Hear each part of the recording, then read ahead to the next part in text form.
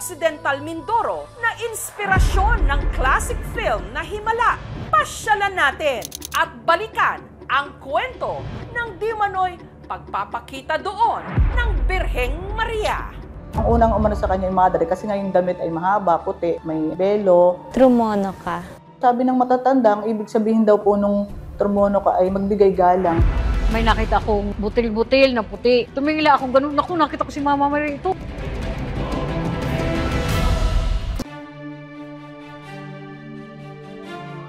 Malaking balita taong 1966 ang di umano aparisyon ng Birheng Maria na nagpakita raw sa 8 babaeng estudyante sa isla ng Cabra sa Lubang Occidental, Mindoro. Dito nga raw ibinase ang pelikulang Himala. Matapos ang 6 na dekada, meron nga bang himala sa mga taga-isla? Isa ito sa itinuturing na pinaka-importanting pelikula sa Philippine cinema. Sumasalamin sa ating buhay at pananampalataya ang 1982 classic film, Himala. Walang himala! Ang himala ay nasa puso ng tao! Nasa puso nating lahat! Umikot ito sa buhay ni Elsa na pinakitaan daw ng mahal na Birheng Maria. Dahilan para dagsain siya at ang kanilang bayan ng mga nangangailangan ng himala. Tayo ang gumagawa ng himala! Tayo ang gumagawa ng mga sumpa ng mga Diyos! Pero alam nyo ba na ang kwento ni Elsa hango pala sa mga totoong pangyayari?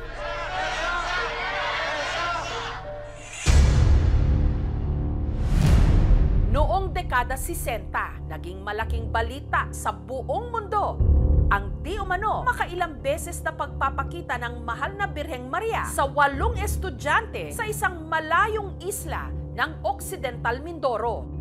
Ito ang pinaniniwalaang himala sa isla ng Cabra. Mula sa pantalang ito sa Nasugbu, Batangas, 5 oras na naglayag ang aming team patungong Lubang Island. Mula rito, 1 oras na biyahe ang kailangan pang bunuin sakay ng mas maliit na bangka para marating ang isla.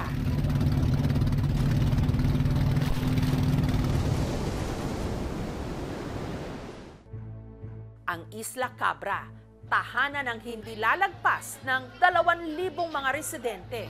Tahimik ang buhay rito. Mabagal ang takbo ng oras. Meron ditong burol kung saan may nakatindig na 22 feet na rebulto ng Birheng Maria.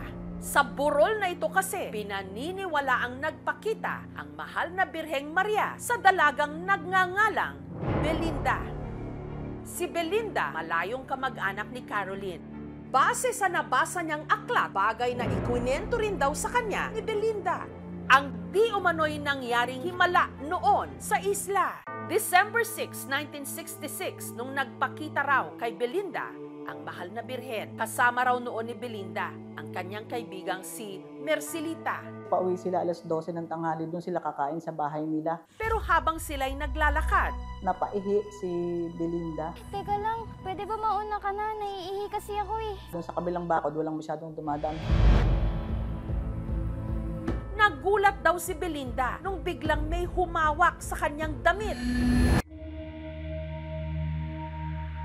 Isang babaeng nakaputi. Hindi niya maipaliwanag yung puti ng damit. Wala pa siyang nakikita na ganun kaganda. Pero ang unang umano sa kanya yung madre, kasi nga yung damit ay mahaba, puti, may pelo. Sabi po ni Belinda, hindi po natapak sa lupa. Meron din daw itong isinambit. Trumono ka. Sabi ng matatanda, ang ibig sabihin daw po nung trumono ka ay magbigay galang. Ang nakita ni Belinda, agad niyang ipinagbigay alam sa kanilang punong guro na si Juana. Kutob ni Juana ang nagpakita kay Belinda ang Birheng Maria. Inutusan yata ng principal na pumunta doon, bumalik, magdasal kayo at baka sakali mapakita uli si Mama Mary. Kinabukasan, bumalik daw sina Belinda at Mercelita sa burol kasama ang 6 pang mga estudyante at hindi nga sila nabigo. Ayun!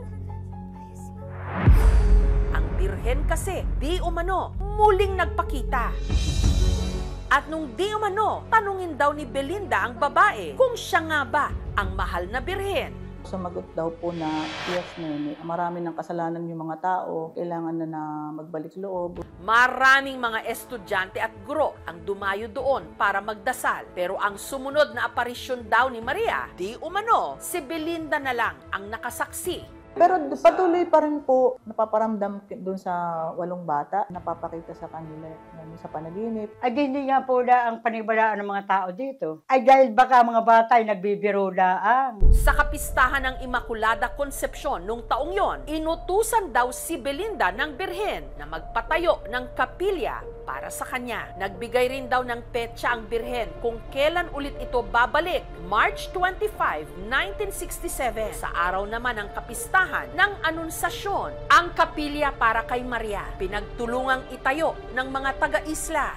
At nung dumating ang itinakdang araw, tinupad daw ng Birheng Maria ang kanyang ipinangako. Di umano, nagpakitang araw ito. Si Belinda, tinanong daw si Maria kung sino siya. Ang sagot po ay, ako ang Immaculada Concepcion. Ang Birheng Maria, meron daw bagong misyon para sa 8 estudyante, ang manggamot ng mga may sakit. Ang balita tungkol sa di umano aparisyon sa Isla Cabra at ang panggagamot ni na Belinda nakarating ng Maynila hanggang dumagsa na nga sa isla ang mga dayo para magdasal at magpagamot. Bagay na nasaksihan daw noon ng 98 anyos na tiga-isla na si Lola Delia.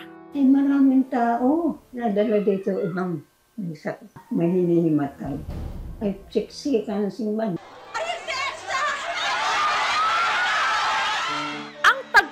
Ang siya raw naging inspirasyon ng pambansang alagad ng sining na si Ricky Lee nung isinulat niya ang pelikulang Himala. Tayo ang gumagawa ng himala! Tayo ang gumagawa ng mga sumpa ng mga Diyos! I think isa doon sinulat ni Pete Lacaba. Nagsimula ako mag-research tungkol sa kanya and then may nakita akong makapal na libro, Apparitions of Cabra Islet. I decided na i-fictionalize rather than doing a documentary kasi fiction naman yung forte ko at that time. Samantala, natigil lang daw ang pagdagsa ng mga mananampalataya sa Isla Cabra nung isinailalim na sa martial law ang Pilipinas taong 1972. Pero ang pagpapala at ang di manoy pagpapakita ng birhen, damang-dama pa rin daw ng mga tiga-isla. Nung nagkasakit daw sa pag-iisip ang anak ni Ellen na si Roberto, sa mahal na birhen daw siya kumapit. Naman wala akong ginawa dito sa burol, kundi umaga, hapon, kahit na gabi narito ako. Nagdadasal ako na, sana Mama Mary, tulungan mo ang anak ko. Gumaling. Hanggang isang araw, sa kalagitnaan daw ng kanyang pagrorosaryo, May nakita akong butil-butil na puti, parang usok na bilog. Ano kaya kako ito? Tumingila akong ganun. Naku, nakita ko si Mama Mary. Ito, nakita ko. Ako lang nakakita. Mula noon, dasal pa rin ako ng dasal. at makalipas daw ang 6 na buwan, tuluyan siyang gumaling. Talon ng talon ako sa Mama Mary, salamat sa Diyos. Pinakinggan mo ang panalangin ko. At kahit lumipas na raw ang ilang dekada, mula nung huling nagpakita sa kanya ang Birheng Maria, patuloy pa rin daw na dinidinig ang kanyang dasal. Taong 2017, aksidenteng nadulas si Ellen. Ito, tuhod. Talagang basag siya, oh. Kinailangan siyang operahan at ang gastos umabot daw ng 100,000 pesos. Ang problema ni Ellen noon, saang kamay ng Diyos kukunin ang pambayad. Pero nung araw ng kanyang operasyon, may isang babae raw na bumulong sa kanya. Sabi sa akin, Nanay, huwag mo nang ipa-opera. Gamot na lang pag sumakit. Ha? Sabi ko, sino yun? Tayo ko, makalakad na ako. Di na ako pinapo. Hanggang ngayon, kita mo yan. Basag yan, wala yan. Pinagimilaan ako. Himala, ba't ako nakalakad? Nagkakaroon sila ng placebo effect kung saan hindi nila masyadong nararamdaman yung pain doon sa affected area dahil nga sa kanilang malakas na pananampalataya sa Diyos. Si Mirna naman na taga Isla Cabra rin, nagkaroon daw ng problema sa kanyang matres. Ako po ay nag-bleeding ng 3 months. Gawa noong nagkamayroon ako ng parang butlig-butlig sa matres. Dahil kapos at walang pang-opera, ipinasa Diyos na lang daw niya ang kanyang karamdaman. Mama Mary, Panginoon, kayo na po ang bahala sa akin. Kung bibigyan pa ninyo ako ng panibagong buhay, adi salamat po sa inyo. Hanggang isang araw, Napanaginip ko siya. Parang hinipo niya ako. Wala na po yung operahin sa akin kahit anong gawing eksamin. Hindi na makita ng doktor ano raw ininom kong gamot. Sabi ko, wala po. Hindi po ako nawawala ng pag-asa ng Mama Mira inaalis sa amin. Ang asa po namin, talagang lagi siyang nandito sa Isla ng Cabra. Hindi ito madalas nangyayari, pero posible. Maaari meron siyang physiologic change sa katawan na nangyari tulad ng pagiging menopause. Pangalawa, pwede meron siyang lifestyle changes na ginawa o meron siyang natural remedies na sinubukan. Walang official statement ang Vatican kasi nang huling-huli na sinasabing valid yung appearances. Pero ano ibig sabihin yan? Kasi nasa pananampalataya naman ng mga tao yun. Kung yun ang kinikilala nila, yun. Mahirap naman sabihin hindi nakita kung nakita ng mga kabataan. Meron talaga mga investigasyon. Hindi lang ang natuloy. Kung merong gusto magpurso, ano na ba naging development sa area? Nag-appear bang muli? Meron bang ibang mga gumaling o natulungan dahil dyan? Daan taon pa binibilang para ma-prove isang miracle. So ito mahalaga dahil pinapakita nga muli na ang Diyos lang talaga ang pinakamakapangyarihan sa lahat at patuloy siyang gumagabay sa atin at nagpapadala ng mga milagro. Sinubukan din naming hanapin sina Belinda at ang iba pang mga estudyante na kasama noong pinakitaan di umano ng mahal na birhen. 7 sa mga ito, kabilang na si Belinda, buhay pa pero tumanggi silang magpa-interview.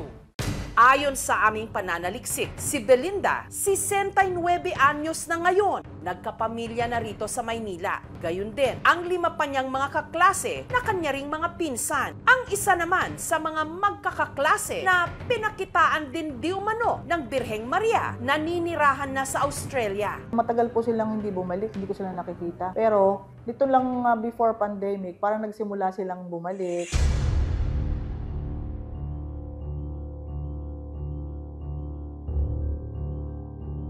How sad and unfortunate, hindi ko nalaman yun. Siguro she kept quiet din out of respect. And I sympathize, naintindihan ko yung posibleng hirap noon. Ang laking nang naitulong na inspirasyon ang nangyari sa kanya sa ginawa kong himala. And it will be unfair na mag-suffer siya ganong consequences. Bilang pag-alala sa napakahalagang kabanatang yon sa kanilang isla, tuwing March 25, ipinagdiriwang nila ang kapistahan ng Birheng Maria. Ang mga residente, nagdaos ng misa sa kapilya. Sa araw ding yon, naabutan ng aming team na nagdadasal sa simbahan si Belinda. Ay siyang ikagalak sa pagdiriwang nito ngayong dakilang kapistahan sa pamamagitan ni Hesu Kristo. Nanguna rin siya sa prosesyon sa imahe ng mahal na birhen.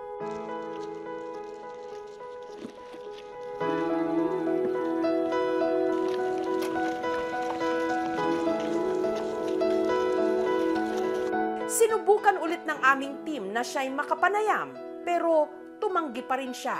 Hawag po silang makakalimot tumawag sa ating Panginoon. Walang himala! Ang himala ay nasa puso ng tao! Nasa puso nating lahat! Tayo ang magliligtas sa sarili natin. Sa puso natin yung totoong himala. Wala sa labas na panggagalingan. Totoo man o hindi na nagpakita sa Isla Cabra noong dekada 60 ang Birheng Maria, ang pananatili ng kanilang pananampalataya makalipas ang ilang dekada, maituturing din na isang himala.